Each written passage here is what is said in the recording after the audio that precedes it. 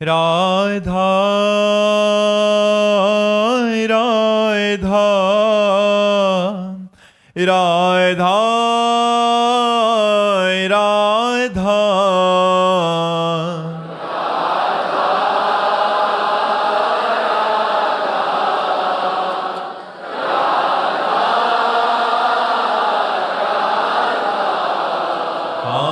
राधा राधा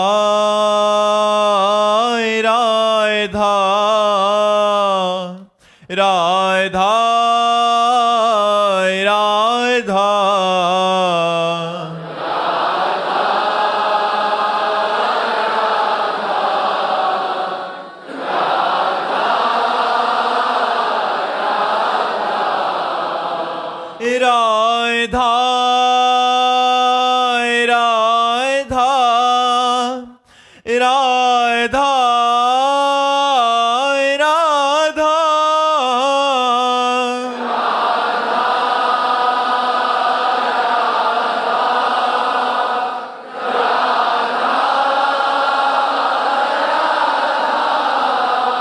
हाय राधा राधा राधा राधा राधा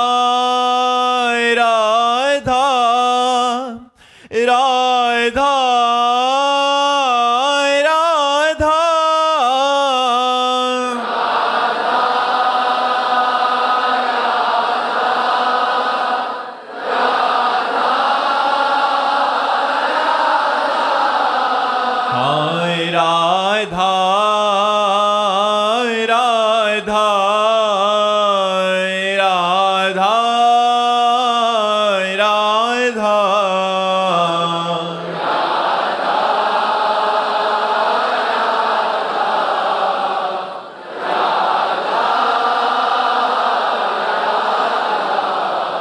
हाय राधा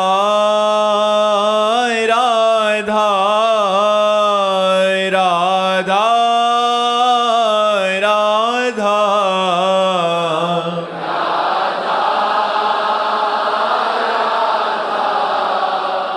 राधा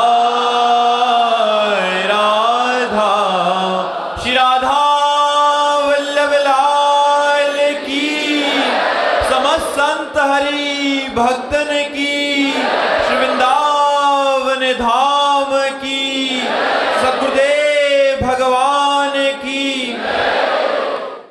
न्यायशाह जी बागपत से। राधे राधे महाराज जी। महाराज जी, यदि संत मार्ग पर चलने से भगवत प्राप्ति होती है तो गृहस्थ जीवन की क्या आवश्यकता, और यदि गृहस्थ नहीं, क्या आप समझते हो कपड़ा बदलने से भगवान की प्राप्ति होती है क्या? संत क्या कपड़ा बदलने वाले को कहते हैं क्या? संतों के लक्षण होते हैं। तो बोले फिर आप क्यों कपड़ा पहने हैं? क्योंकि हमारा स्वभाव निवृत्त था। ये जितने बाबा जी हैं ये सब निवृत्त मार्ग के हैं। नहीं पसंद संसार का राग, नहीं पसंद संसार के कर्तव्य, मुझे एक परम कर्तव्य सच्चिदानंद भगवान में स्थित होना है। तो इसीलिए भगवान ने दो मार्ग बनाए, एक प्रवृत्ति मार्ग और एक निवृत्ति मार्ग। प्रवृत्ति मार्ग गृहस्थ धर्म, निवृत्ति मार्ग वैरागी मार्ग। वैरागी मार्ग में चलते हुए जो गति भगवान की प्राप्त करते हैं, वही गृहस्थ में सत्भाव से चलते हुए अपने कर्तव्य का पालन करते हुए हम चलते हैं। अंतर इतना होता है, गृहस्थ में भगवत प्राप्ति अपनी ही करने बहुत कठिन होता है, लेकिन अगर वैरागी भगवत मार्ग में सही ढंग से चल गया तो लोक के लोक को पावन कर देगा। सातरति सातरति सा लोकांतार्यति, वो लोक के लोक को पावन कर सकता है। अगर बचपन से भगवान के मार्ग में न चले होते तो आज आप जो सुन रहे हैं, आप जो आनंद ले रहे हैं, आप जो आकर्षित हो रहे नहीं होते। संसार के भोग भोगे होते, मनोरंजन किए होते, संसार का नाना प्रकार का राग रंग भोगे होते, तो ये नहीं होता। बचपन से भगवान ने त्याग कराया और तैयार किया है। जब तैयार हुए तो तुम्हारे बीच में बैठ के बोल रहे हैं, तुम्हारे बीच में बैठ करके जो प्रकाश हो रहा है उसे आप आंतरिक अनुभव करो, उसे आंतरिक अनुभव। एक वैरागी यदि सच्चे मार्ग से चल जाए तो लोक के लोक को तार सकता है।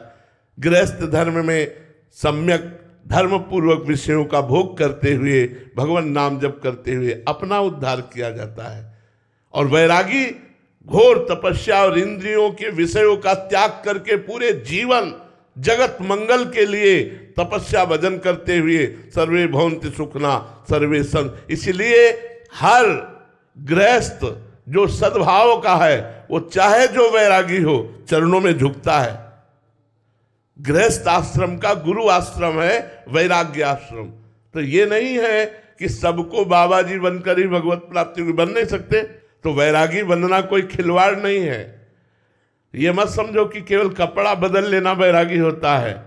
साधना करके अपनी इंद्रियों को वश में करके मन को वश में करके जहां एक सेकंड के लिए भी मनोरंजन नहीं, पूरा जीवन आप विचार करके कांप जाओगे।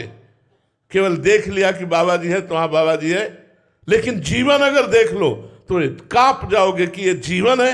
एक सेकंड के लिए मनोरंजन नहीं है, एक सेकंड के लिए कोई ढांढस बनाने वाला नहीं, कोई छाती से लगा के बोलने वाला नहीं। शाबाश जिसको सब विरोध भाव में ही खड़े, काम क्रोध लोभ मोह मत्सर आसक्ति राग द्वेष ईर्ष्या इन सब को परास्त करके और तुम्हारा परम मंगल विधान करने के लिए भगवान एक वैरागी को तैयार करते हैं।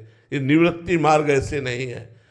अगर बैलेंस बना के चल रहे तो पाखंड और दंभ की बात अलग है, लेकिन अगर ठीक मार्ग से चल रहे हो तो खाड़ की धार पर चलना है। चढ़ के मैन तरंग पर चली वो पावक माए, प्रेम पंथत कठिन है सबको निभातना है। खिलवाड़ समझते हो वैराग्य का मार्ग। तो गृहस्थ मार्ग में अपने कर्तव्य का पालन करते हुए धर्म पूर्वक विषयों का सेवन करते हुए नाम जप करते हुए आपको परम कल्याण की प्राप्ति होगी।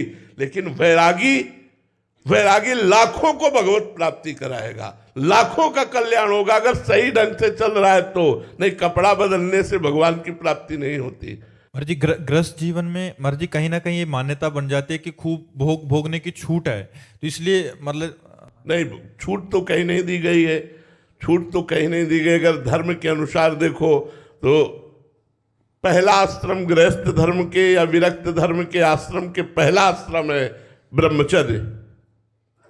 चाहे वो विरक्त जाना हो या गृहस्थ जाना हो, दोनों के लिए पहला आश्रम ब्रह्मचर्य है। कम से कम 20 वर्ष की अवस्था तक ब्रह्मचारी। इसके बाद यदि आपकी निवृत्ति परक वृत्ति है तो निवृत्ति मार्ग, प्रवृत्ति परक है तो गृहस्थ।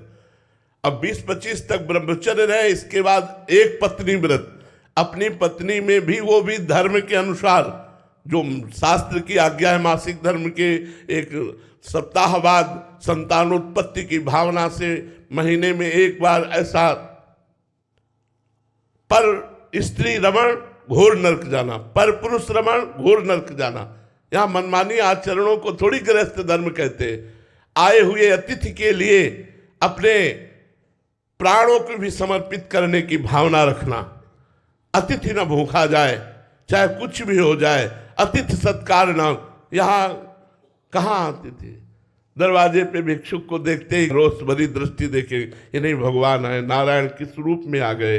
आओ आओ प्रभु, भोजन पाइए, जल पीजिए, आसन में ग्रहण कीजिए। अतिथि सत्कार गृहस्थ में, माता पिता की सेवा गृहस्थ में, पूरे परिवार को भगवत स्वरूप मानते हुए धर्म पूर्वक कमाकर धन और उसकी सेवा करे और नाम जप करे, भगवत प्राप्ति हो जाएगी। गृहस्थ मनमानी भोगों के लिए थोड़ी, चाहे बाबा जी हो चाहे गृहस्थ हो, धर्म से नहीं चलोगे तो नरक जाओगे। हरे शिष्य धन शोक न हरे सो गुरु घोर नरक मा परे। ये ऐसे थोड़ी है, सिद्धांत है। चाहे विरक्त हो चाहे गृहस्थ, अगर धर्म पूर्वक चलता है तो भगवत प्राप्ति होती है, अगर धर्म पूर्वक नहीं चलता है तो उसकी दुर्गति होती है। कपड़ा नरक से नहीं बचा सकता, चाहे जैसे पहनो।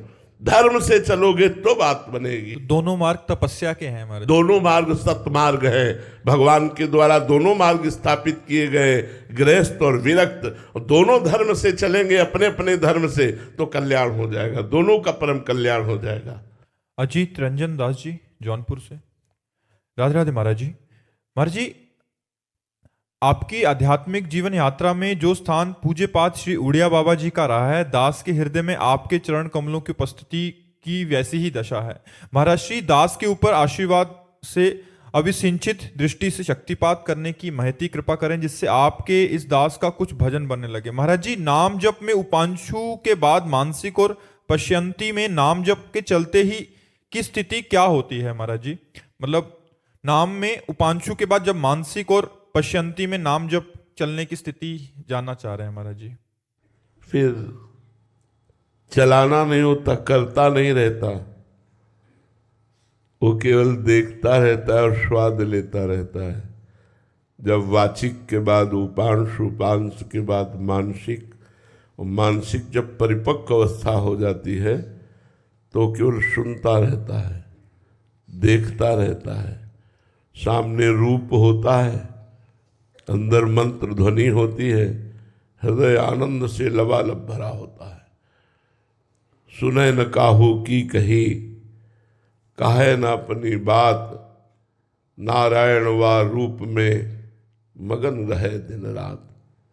ना काहू सो बोलिबो, ना कोई व्यवहार, अपनी कुंवर किशोरी को जियत निहार निहार। बस उस अंतर व्यथा को कैसे बताएं?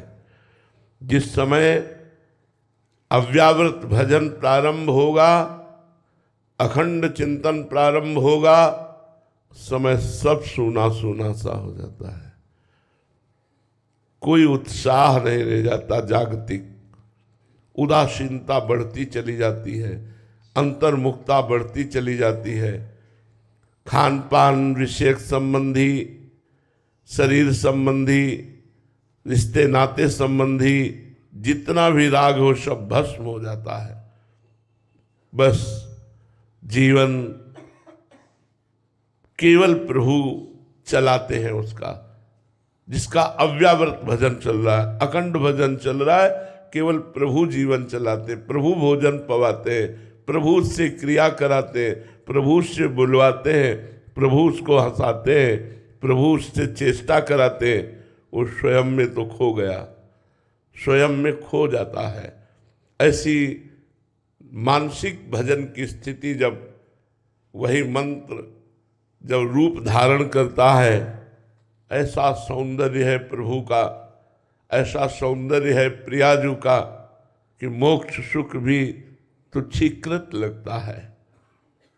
उस सुख में उपासक जो निमग्न हो जाता है, ये काम क्रोध लोभ मोह मद मत्सर नाना प्रकार की भोग वासनाएं, ये तो बहुत पहले ही नष्ट हो जाती हैं। मानसिक बिना विक्षेप रहित निरंतर चलने के पहले ही ये नष्ट हो जाती हैं। जब मानसिक चलने लगता है तो भगवदाकार वृत्ति होती है। निरंतर मानसिक भजन चल रहा है, वो मम भक्ति तो भोनम पुनातु, वो लोक के लोक को पावन करने की सामर्थ्य रखता है। बस वो होता नहीं है, होता प्रभु है केवल हृदय में। मैं खो जाता है तभी निरंतर चलता है। जब तक मैं होता है तो कोई संकल्प विकल्प बना रहता है, संकल्प विकल्प रहता है तो विक्षेप पड़ता है। जब मैं ही खो गया, वो बस अब उस हृदय की स्थिति जिसका निरंतर भजन चलता है वो वही समझ सकता है, जो घंटा 2 घंटा कम से कम निरंतरता लाए। घंटा 2 घंटा में निरंतरता लाए तो समझ पाएगा कि जिसका 24 घंटे भजन होता है उसकी स्थिति क्या होगी। अद्भुत मादकता, अद्भुत नशा, और भजन के प्रति अद्भुत भूख। रात दिन भजन होने पर भी भजन की भूख इतनी कि उसे चैन नहीं मिल रहा। उसे लग रहा है क्या करूं, कैसे करूं, कैसे मेरी भजन की भूख तृप्त हो। भजन की भूख बढ़ जाती है। किसी के विषय में सोचना, किसी के विषय में बोलना, किसी के विषय में सुनना, ये तो बहुत दूर की बात रही। इतनी क्षुधा भजन की बढ़ जाती है कि वो अपनी भी नहीं सुनता।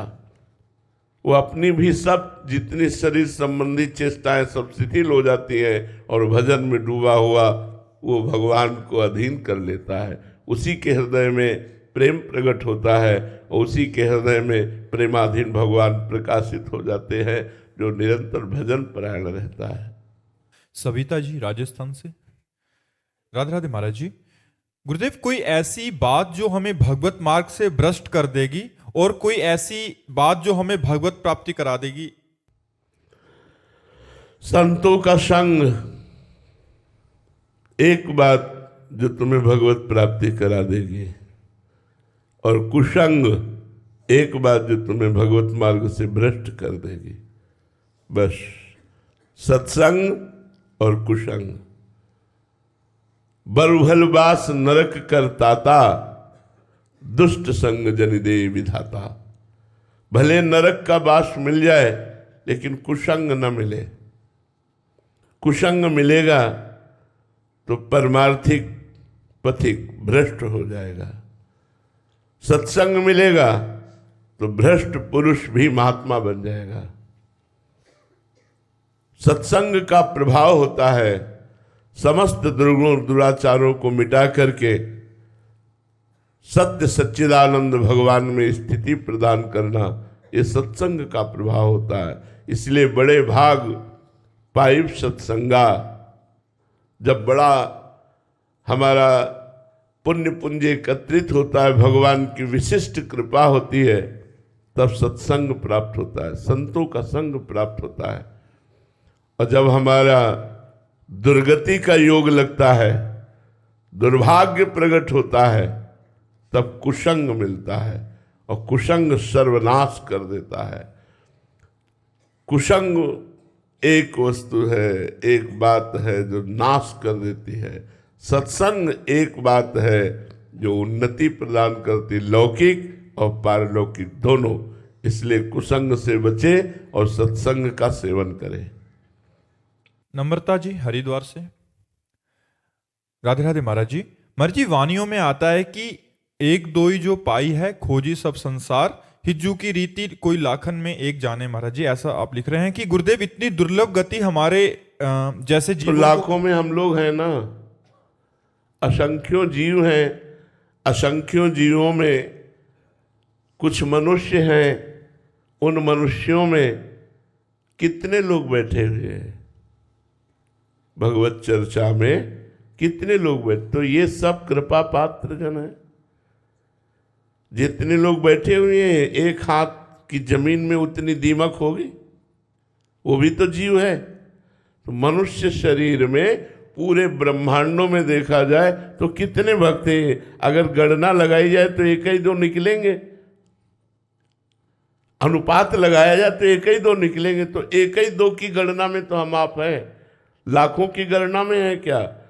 भक्त भगवत मार्ग में चलने वाला, दुर्गुण दुराचार का त्यागी, सद्गुण सतमार्ग का पथिक तो कोई बिरला ही होता है ना। और उस सद्गुण सतमार्ग में भी प्रेमी, प्रिया प्रीतम का प्रेमी, वो तो और भी दुर्लभ है। बड़ा दुर्लभ विषय है भगवत प्रेम, क्योंकि कहीं न कहीं लोक परलोक की जो कामना रहती है वो प्रेम प्रकाशित नहीं होने देती। जब लोक परलोक की समस्त कामनाओं का नाश हो जाता है, तब भगवान को अधीन करने वाला प्रेम प्रकाशित होता है। जाहि न चाही कबहु कछु, तुम सन सहज स्नेह, बसो निरंतर तासुर सो राउर निजगे।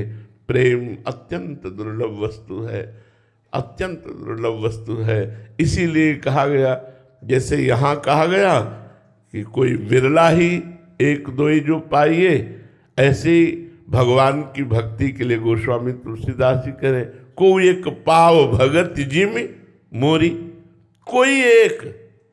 ऐसे ही ब्रह्म ज्ञान के लिए, ब्रह्मबोध के लिए भगवान शंकराचार्य जी करें, शास्त्रों जन्मों की साधना जिसकी परिपक्व होती है, उसके अंदर मुमुक्षुता जागृत होती है और वो मोक्ष को प्राप्त होता है।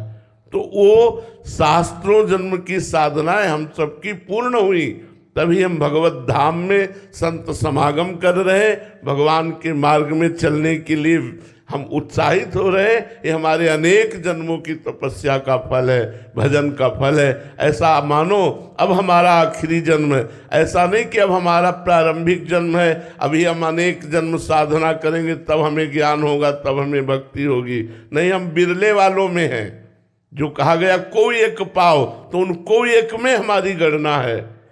एक दो ही जो पाइए, तो एक दो ही में हमारी गणना है।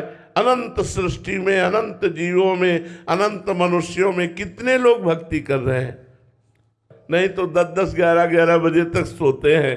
कौन 4 बजे उठकर स्नान करके भगवान भजन, त्रिकाल संध्या या सतमार्ग की बातें।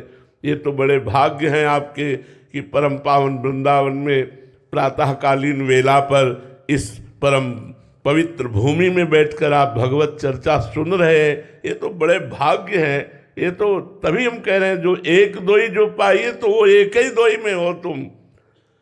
इतनी बड़ी सृष्टि में अगर गणना लगाए तो एक ही दोई का अनुपात लगेगा जो आप लोग बैठे हुए हैं। तो ऐसा मानिए कि वो एक दो में हम हैं। अब हमारा अंतिम जन्म है, सत्संग मिल रहा, भजन मिल रहा, अब मुझे भगवान जरूर मिलेंगे।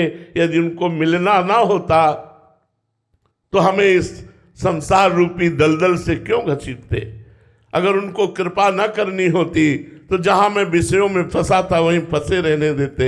मुझे क्यों घसीटा? घसीटा है तो जरूर वो अब इतने पे नहीं छोड़ देंगे, वो हमको जरूर मिलेंगे, जरूर ऐसा साधन देंगे, जरूर ऐसी भावना देंगे कि हमारा भगवत साक्षात्कार रूपी परम फल हमको प्राप्त होगा। आकाश लाल जी, पटना बिहार से। राधे राधे महाराज जी। महाराज जी, हम सांसारिक अहंकार त्याग कर भक्ति में आते हैं, परंतु कुछ समय बाद एक सात्विक अहंकार आने लग जाता है भक्ति मार्ग में। महाराज जी, मैं नियम पालन करता हूं और बाकी सब पापी हैं, नहीं, ये बहुत निंदनीय है। ये बहुत निंदनीय, बहुत निंदनीय, बहुत होश में नहीं, बहुत जल्दी नष्ट हो जाएगा परमार्थ। बहुत होश में, ये बहुत निंदनीय है, मतलब बहुत बहुत निंदनीय है। परमार्थ का स्वरूप तो ये है कि हृदय से बताऊं तो हम सबसे नीच हैं। सब में भगवान विराजमान है। मैं चराचर जगत का सेवक हूँ, सब मेरे स्वामी हैं। परमार्थ का तो स्वरूप ये है। सो अनन्य गति जाके असमति न टरे हनुमंत, मैं सेवक सचराचर रूप स्वामी भगवंत। ये चराचर जगत मेरे लाडले भगवान का स्वरूप है। सब पापी हैं, मैं महात्मा हूं, ये तो बड़ी दुर्गति की बात है। सब भगवत स्वरूप है, मैं नीच हूं, ये सदगति की बात है। तृणादपि सुनीचेन, अपने को तृण से नीच समझना है, तृण के समान नीच समझना है। ये तो बहुत गलत बात है, बहुत पतित करने वाली बात है। बहुत जल्दी इसको दूर कर दे साधक, नहीं भ्रष्ट हो जाएगा, नष्ट हो जाएगा, परमार्थ से पतित हो जाएगा। बिल्कुल ये खतरनाक बात है। ये मन में आते ही त्राहिमाम पुकारो भगवान को, हे नाथ करुणा करो, मेरे इस अहंकार को नष्ट करो। ये दोष दृष्टि रूपी नीच वृत्ति हमारा नाश करने पर तत्पर है। नाथ आप कृपा करो, कृपा करो, त्राहिमाम रक्षा करो, भगवान संभाल देंगे। और अगर इस वृत्ति का नाश नहीं हुआ तो आपका पतन जरूर हो जाएगा। लिख लो, कागज में लिख लो। जो दूसरों पर हे बुद्धि रखता है, अपने में गुण बुद्धि रखता है, बहुत जल्दी नष्ट हो जाता है। जो दूसरों में भगवत बुद्धि रखता है, अपने में अधम बुद्धि रखता है, वो अध्यात्म की ऊंचाई पर चढ़ जाता है, वो महान पद को प्राप्त होता है। Lieutenant colonel Smita Gupta ji, Mathura. राधे राधे महाराज जी। महाराज जी, सेना में एक जगह पे 3-4 साल का ही ट्रांसफ़र होता है महाराज जी। तो महाराज जी अभी मथुरा में पोस्टिंग थी और कोलकाता जा रही हूँ, तो मन महाराज जी बहुत दुखी है कि मेरा मथुरा वृंदावन छूट जाएगा महाराज जी अब जाने का। आपको इस बात के लिए दुखी नहीं होना चाहिए। आप राष्ट्र रक्षा के परम धर्म में स्थित हैं। राष्ट्र के आगे कुछ नहीं। देखो, ध्यान रखना, राष्ट्र रक्षा के लिए हम अपने लौकिक धर्म का भी त्याग कर सकते हैं, प्राण का भी त्याग कर सकते हैं, सर्वस्व का भी त्याग कर सकते हैं। सो आप लोग करते हैं।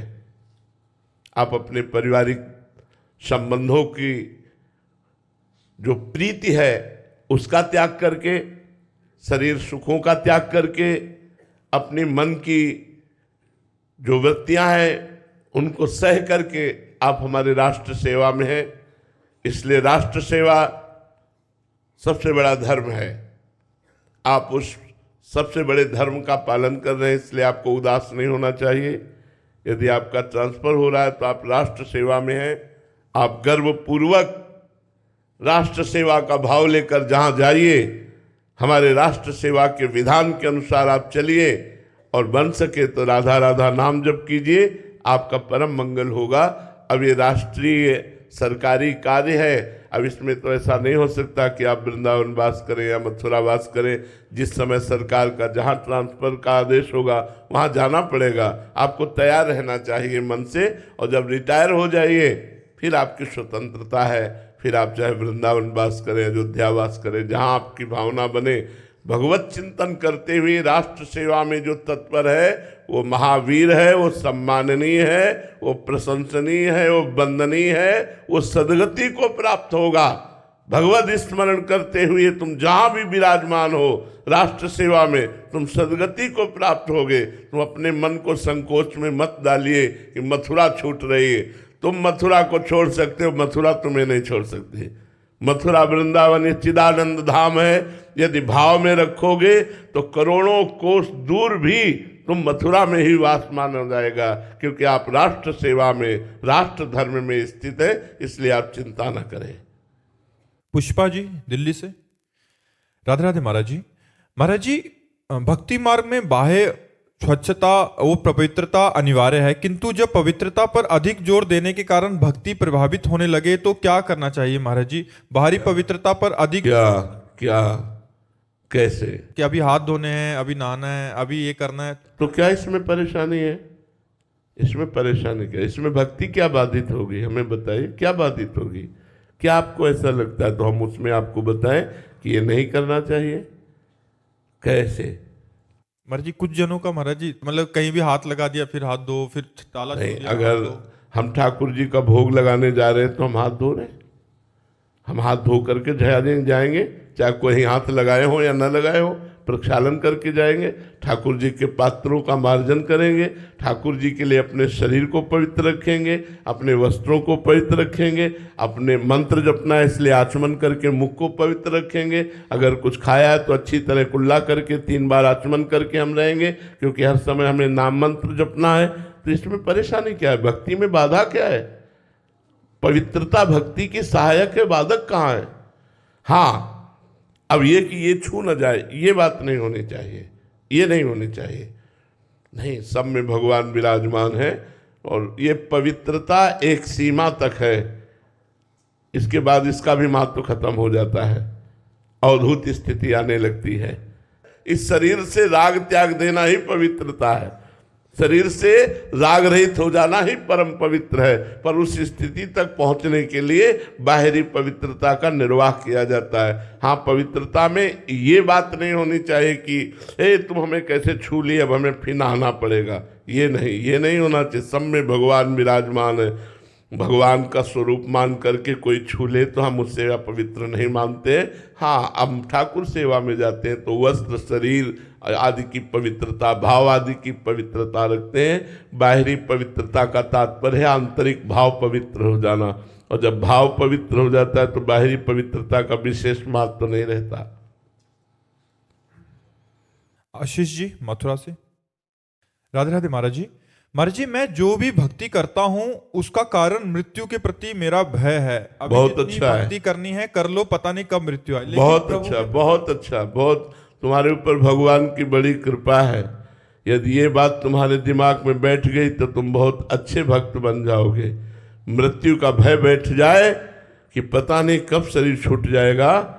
दान पुण्य कर लो, तीर्थयाटन कर लो, परोपकार कर लो, मंगलमय भगवान का नाम कीर्तन कर लो, भगवत कथा सुन लो, भगवत भक्तों का संग कर लो, धन्य भाग हो जाएंगे। यही भय तो चाहिए, यही भय चाहिए। जो सभी आवा सरनाई, रखियो ताहि प्राण की नाई। यदि मृत्यु से भयभीत होकर भगवान की शरण में गए तो अमर हो जाओगे, अविनाशी पद को प्राप्त हो जाओगे, और एक एक मिनट बहुत अच्छी तरह से कटेगा यदि मृत्यु का भय रहा। जब मरना है तो पाप क्यों करना है, बुराई क्यों करनी है, नीच कर्म क्यों करना है? ये बहुत बड़े भाग्य की बात है कि किसी के हृदय में ये बात बैठ जाए कि मृत्यु तो होनी ही है, असत कर्म नहीं करना, मुझे सत्कर्म करना है। यही मृत्यु का भय भगवान की स्मृति से युक्त कर देगा, और भगवान की स्मृति भगवत प्राप्ति करा देगी। रुद्राक्षी जी। राधे राधे महाराज जी। महाराज जी, साधक के जीवन का वह दिन कैसा होता है जब उसकी जन्मों जन्मों की प्रतीक्षा समाप्त हो जाती है और उसके प्रेमास्पद उसके सामने खड़े होते हैं। ऐसा प्रश्न किया है, इसका उत्तर हृदय से होता है, वाणी से नहीं।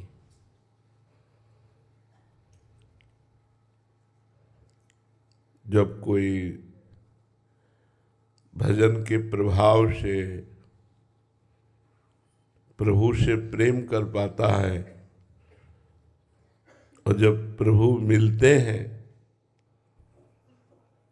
उस मिलन के सुख को वाणी वर्णन कर सके, इतनी सामर्थ्य प्राकृतिक वाणी में कहाँ है।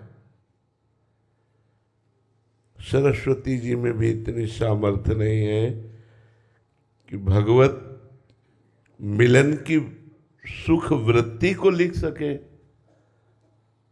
नहीं, भगवत मिलन कराने वाले प्रेम को ही कहा गया अनिर्वचनीयम प्रेम स्वरूपम। प्रेम का स्वरूप वाणी के द्वारा वर्णन नहीं किया जा सकता। फिर प्रीतम सामने हो और बहुत काल से उनके विरह में व्यथित हृदय जो उनको देखता है, तो हृदय में क्या होता है, ये वाणी की सामर्थ्य नहीं कि वर्णन कर सके। वो तो केवल हृदय जानता है, केवल हृदय। दूसरा न वर्णन कर सकता है, न समझ सकता है। दो प्रेमियों के मिलन की बात केवल उनका हृदय ही जानता है। इसके आगे हम इस विषय में नहीं कह सकते। जैसे ब्रह्मानंद केवल एक ब्रह्मबोध संपन्न महापुरुष की अनुभूति विषय है, वाणी का विषय नहीं। ऐसे प्रेमानंद ये केवल हृदय का विषय है, वाणी का विषय नहीं कि उसको ऐसा सुख मिलता है। जैसे हम प्राकृतिक सुख की बात आपसे पूछें, आपको बहुत जो प्रिय वस्तु है वो जब आपको प्राप्त होती तो कैसा लगता है? बोले अच्छा लगता है। कैसा अच्छा लगता है? बहुत अच्छा लगता है। कैसा बहुत अच्छा लगता है? फिर आपका उत्तर होगा कि आप उस वस्तु का सेवन करके देख लीजिए। इसके आगे प्राकृतिक वस्तु के आनंद का अनुभव प्राकृतिक वाणी नहीं कर सकती। फिर सच्चिदानंद स्वरूप परम प्राण प्रीतम प्राणाधार आनंद समुद्र प्रेम समुद्र ज्ञान समुद्र वैराग्य समुद्र ईश्वर समुद्र भगवान का मिलन हो रहा है और उस सुख का वर्णन वाणी कर सके, असंभव। वाणी की अधिष्ठात्री देवी सरस्वती भी नहीं वर्णन कर सकती। इस पांच भौतिक वाणी की तो बात ही जाने दो, वो तो केवल हृदय जानता है। केवल मिलन की चाह में जो सुख है, इशारे से इतनी बात कह सकते हैं कि उस चाह में, भगवत मिलन की चाह में जो सुख है, वो सुख ब्रह्मा के परमेष्ठी पद का भी तिरस्कार कर देता है। और तो और जाने दो, जिसे भगवत मिलन की चाह प्रकट हो गई तो ब्रह्मादि के भोग सब विषम लागत ताई, नारायण ब्रज चंद की लगन लगी ही जाए। न पारमेष्ठम न महेंद्रधिष्णम न सार्वभौमम न रसाधिपत्यम न योग सिद्धि अपनर्भवम वा, न मोक्ष न योग की सिद्धि न ब्रह्मा का पद न सार्वभौम सम्राट पद न देवराज इंद्र का पद, कुछ नहीं। उस सुख के सामने कुछ नहीं। अब उस सुख का वर्णन कैसे कर सके? वो अनिर्वचनीय है। वो तो जाने मोरी छाती, उस प्रेमी का हृदय ही जानता है कि अपने प्रीतम के मिलन में क्या सुख है। जिस सुख के आगे ब्रह्मा का पद भी फीका लगता है, उस सुख का कैसे वर्णन किया जा सकता है? जी। न्यायाधीश राजेंद्र कुमार जी, राधे राधे महाराज जी। महाराज जी, सब सुख सुविधाएं होने के बावजूद भी मानसिक शांति ना होने का महाराज जी कारण? भगवत विस्मृति, भगवत विमुखता। ममैवांशो जीवलोके जीवभूता सनातना भगवान कहते हैं तू मेरा अंश है, अविनाशी का बच्चा अविनाशी आनंद समुद्र में ही शांति प्राप्त करेगा। तब लग कुशल न जीव कहूं, ध्यान से सुन लो, तब लग कुशल न जीव कहूं, सपने हूं मन विश्राम, जब लग भजत न राम कहूं, शोक धाम तज काम।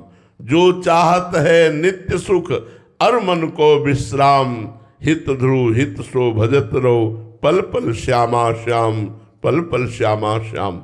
यदि शांति चाहते हो, सुख चाहते हो, तो आप देख लीजिए, आपके पास पद है, आपके पास धन है, आपके पास भोग है, लेकिन मन जो शांति चाहता है वो नहीं है। वो शांति परमात्मा में है। जब तक परमात्मा प्राप्ति नहीं होगी तब तक शांति नहीं होगी। श्रद्धावान लभते ज्ञानम तत्परासहितेन्द्रियः, ज्ञानम लब्ध्वा पराम शांति मच्चिरेणाधिगच्छति। जब ब्रह्मबोध हो जाता है या भगवत साक्षात्कार होता है तो हृदय परम शांत हो जाता है, अपार शांति। हमारे भगवान का स्वरूप शांताकारम, शांत स्वरूप। हम उनके अंश हैं, उसी शांति को चाहते हैं। वो भगवान से मिलेगी, माया से नहीं। प्रकृति से शांति नहीं मिलेगी। परमात्मा के अंश को प्रकृति से शांति नहीं मिलेगी। परमात्मा के अंश को प्रकृति की वस्तुओं को साधन बनाकर परमात्मा से शांति मिलेगी। हम भूल करते हैं, अगर उपासना भी करते हैं तो भगवान को साधन बना लेते हैं और भोगों को साध्य मान लेते हैं। यदि हम भोगों को साधन बना ले और भगवान को साध्य बना ले और भगवान का स्मरण करते हुए अपने कर्तव्य का भय और प्रलोभन त्याग करके ठीक निर्वाह करें तो हमें शांति प्राप्त हो जाएगी। कहीं ना कहीं हमसे भय या प्रलोभन से अपराध बन जाता है, गलती हो जाती है, और वो गलती फिर जीवन भर अशांति प्रदान करती है। इसलिए समस्त गलतियों को मिटाने के लिए भगवान का नाम गरज रहा है। नाम जप करो, हृदय से भगवान की शरण में रहो, और जो पद मिला है उसका ठीक निर्वाह करो। किसी भी प्रलोभन से, किसी भी भय से कोई ऐसी गलती ना होने पावे जो नहीं होनी चाहिए। निर्दोष को दंड देना, दोषी को बख्श देना, ये हमारे लिए बड़ी अशांति का कार्य होगा। तो कोई भय या कोई प्रलोभन हमारे कर्तव्य को, हमारे न्याय निष्ठा को कहीं भी किसी भी तरह दबा ना पावे, ऐसे भाव में रहो और नाम जप करो, भगवान के आश्रित रहो। देखो शांति प्राप्त हो जाएगी। शांति नहीं, पराम शांति, पराम शांति, परम शांति प्राप्त हो जाएगी। महाराज जी, पूर्व में अज्ञानतावश ऐसा हो गया और अभी आपका सत्संग या महापुरुषों के वाक्य सुनने के बाद सचेत हुए कि अभी से हमें गलती नहीं करनी, तो महाराज जी एक तो जो पूर्व का पाप बना है और अभी से नहीं करना नाम जप से, तो ठीक है, तो नाम जप से वो जो पूर्व में पाप हुए हैं वो भी हाँ, नाम संकीर्तनम यस्य सर्व पाप प्रणाशनम। सर्व, सर्व माने पीछे के, अभी के और आगे के भी। सर्व, सर्व पाप प्रणाशनम लिखा है ना। वर्तमान के पाप नष्ट हो जाएंगे या भविष्य के पाप नष्ट हो जाएंगे, ऐसा नहीं लिखा। नाम संकीर्तनम यस्य सर्व पाप प्रणाशनम, समस्त पाप नष्ट हो जाते हैं, जो पीछे के भी किए हुए हैं, जो अब भी हो रहे हैं, या जो भूल चूक से आगे भी हो जाएंगे। नाम जप के प्रभाव से, नाम कीर्तन के प्रभाव से वो नष्ट हो जाते हैं। और भगवान की शरणागति से भी, सर्वधर्मान परित्यज्य मामेकम शरणम व्रज, तो अहम त्वाम सर्व पापेभ्यो, सर्व लिखा है, सर्व पापेभ्यो, भूत के पाप, वर्तमान के पाप और भविष्य में भी जो गलती हो जाएगी, माँ शुचा, मैं तुम्हें पवित्र करूंगा। हम त्वाम सर्व पापेभ्यो मोक्षयिष्यामि माँ शुचा, मैं तुम्हें सबसे मुक्त कर दूंगा। इसलिए भगवान की शरण में होकर भगवान का नाम कीर्तन, नाम जप किया जाए तो हमारा जीवन परम पवित्र हो जाएगा।